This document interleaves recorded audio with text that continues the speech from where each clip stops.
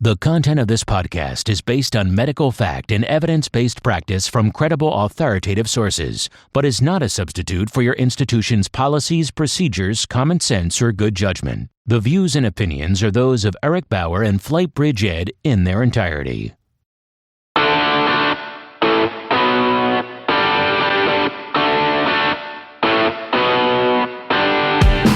Welcome to another episode of the Fast Archives. Today's episode is a talk from Ashley Liebig.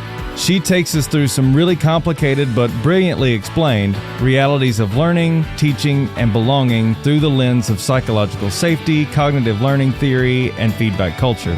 And as intimidating as all that sounds, Ashley's a talented speaker who breaks this all down into easily understood terms, offering examples from her own experience. This isn't just for educators and preceptors. However, there is some very real, actionable advice in this talk. But the lessons learned here can even be applied to everyday life, like teaching a teenager how to drive. Here it is, teaching, trusting, and teen driving. We're going to talk about psychological safety a little bit, and I'm talking like an Alexis from Schitt's Creek, like boop, of cognitive learning theory, and then about some feedback culture. Someone has taken at some point in time a psychology course where we have talked about Maslow and the psychology of needs. So what's the first thing at the bottom of at the bottom of this pyramid? What's the very first thing? Who knows? Who remembers? I can't hear you. I'm deaf. Yeah, food. Yes, it's my favorite. Food. Physiology is the very first thing. So our physiologic needs. So food, shelter, warmth, I guess, water, right? These are our very basic physiologic needs. And why do we care about this as educators, right? So basic psychology. Why do we care about our learning environment as you're training your new providers, as you're training your young? If they're hungry, if they haven't been watered yet and you're trying to give them information, if they have a physiologic need like they have to pee, they're not really learning. What's our next? Safety! Who has the safest job here? None of you.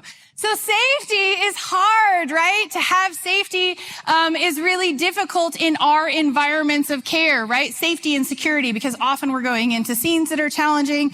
You're in an aircraft. So there are challenges innately by the job that we do that are not necessarily safe. But the things that we can control outside of the scene, like the safety of your employment, those kinds of things also come into the safety and security of who you are as an individual and your ability to learn. The next, I'm just going to tell you because you'll take too long to guess it. It's love. And I cannot get on a stage anywhere ever and not talk about love and belonging. So there's this great book written by Stephen Cohen, who's a psychologist out of Stanford. And the book is called Belonging. But he talks about the nature of humans evolutionarily. Is that a word? Anyway, we are designed to belong to groups. Because in the caveman days, if we're alone, we're food. So we're designed to be in a group of people. And even if you talk about yourself as an introvert, which many here are, you still want to belong to something. You still want to be loved by people and accepted by your peers. And this, we're going to talk about in feedback as well, is tremendously important in how we conduct education, how we train our new young, how we indoctrinate them into our culture. We don't do that by hazing them. We do that by loving them, by making them a part of their team. Now, I was a medic in the Army. My first 6 weeks of training, do you think I felt loved? No, right? But I did feel like I belonged somewhere. So you don't have to love the person you're teaching, but you have to tell them, you're on our team now. We're looking after you. We are invested in your success. And if they don't feel that, it is going to be difficult to teach them. The next is esteem. This is how we view ourselves. So if you suffer from imposter syndrome, like I do, you need some regular feedback that's talking to you about who the world perceives you as, in addition to how you feel about yourself. How we see ourselves is extremely important to our learning culture. The presentation that we give out to the world about who we are is about how we view ourselves. We're going to talk about that in feedback too. And the final is self-actualization. At first, when Maslow talked about this in like 1943, he sort of akined it to religion, but that's not really what he was talking about. Self-actualization, when we reach this point in our developmental stages, means really that we are altruistic. We identify with not just ourselves, our esteem, not just ourselves, but with how we impact other people. And whether you like it or not, you are a group of people who is altruistic in nature by the very nature of your job. You are helpers. And so the desire to be a fully self-actualized altruistic person is at the highest level.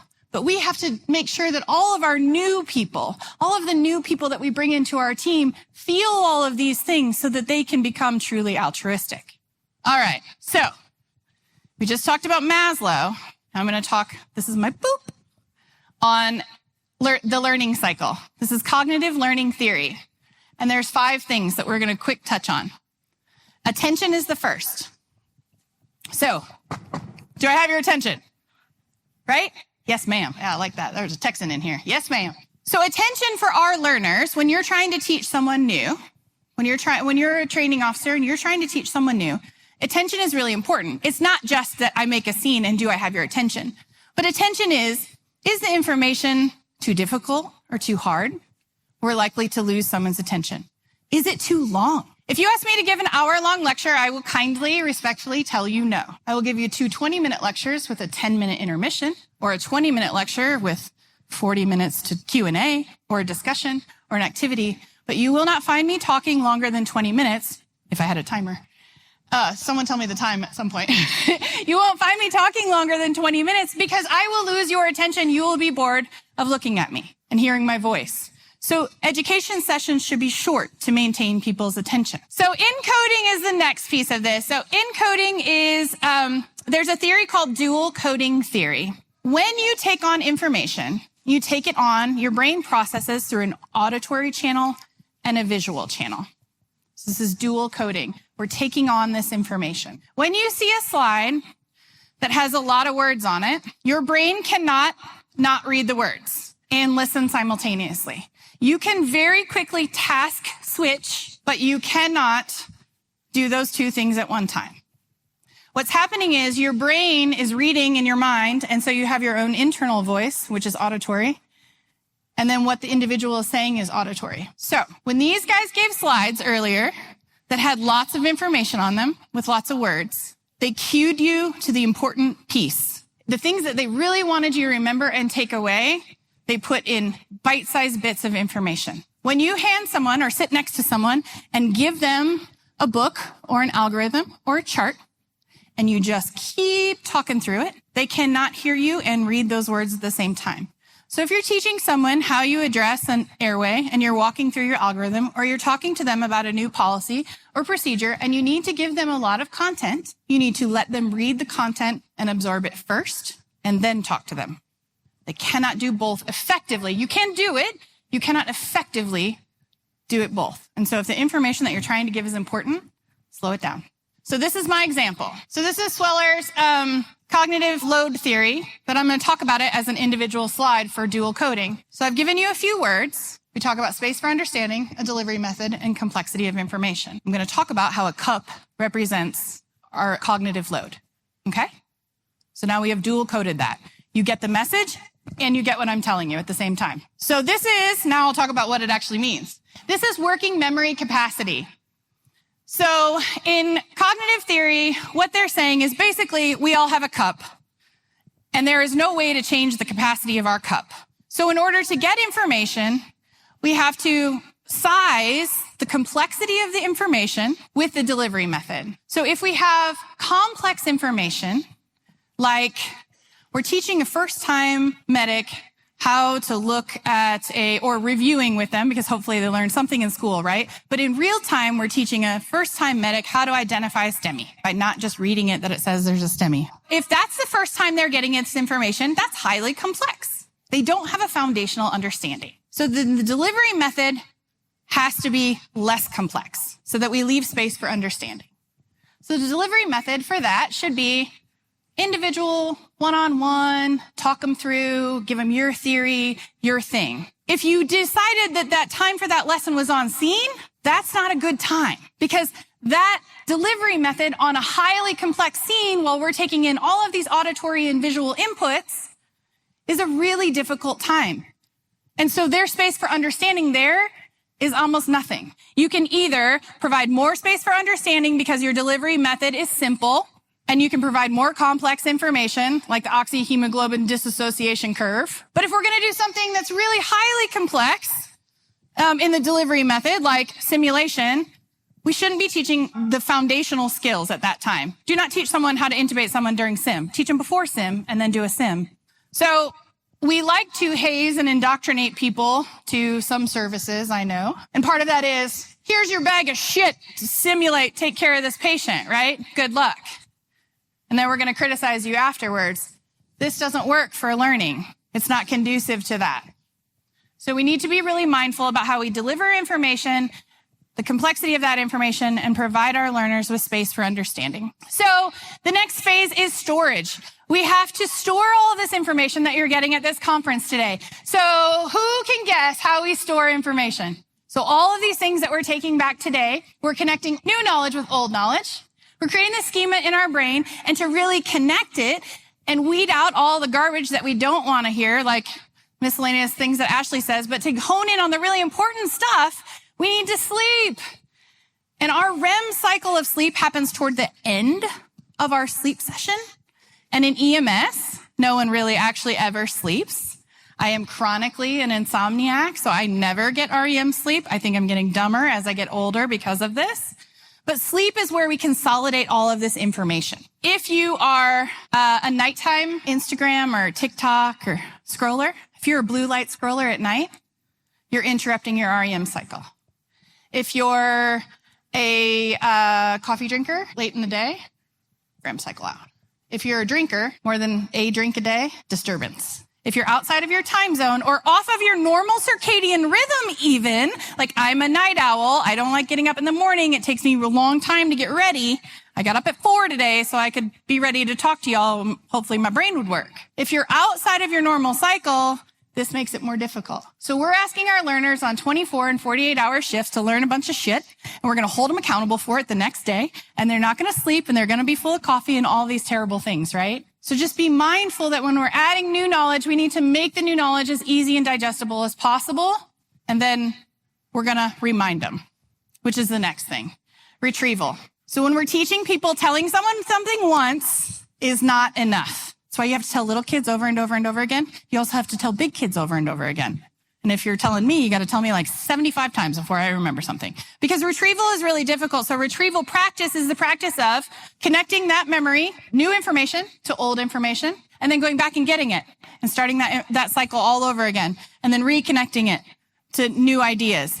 But the trick about retrieval is that if we are often doing the same thing and retrieving the same information over a period of time, we also need feedback. Even us as experienced old people, or me as an experienced old person, needs a coach. We need constant feedback about what we've learned, because over time, your memory can start to create errors. So if you have an error in your practice and you're not being coached, you're not being watched, someone's not seeing you intubate someone, and you've suddenly created a new process, something different than what you've done before, and you don't have feedback from a coach or a partner, they won't be able to stop you on those things. So part of the learning process is absolutely providing feedback.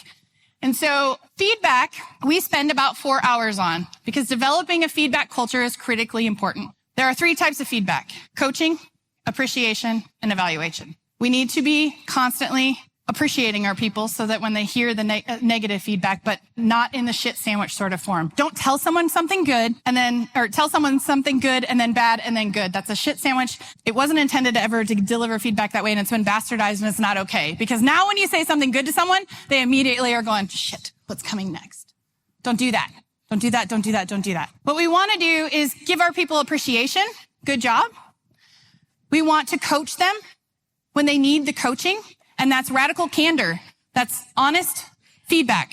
This was incorrect. This is how we're going to do it in the future. Okay? but not sandwiched by, you're really smart, but also ugly, and good job, you're on time, Like, don't do that. And then evaluation is, if you're a boss, right, it's a summative experience. Appreciation, coaching, and evaluation are 3 types of feedback. But the thing I want you to ask yourself before you give anyone feedback ever, before you ever start a feedback conversation is this necessary?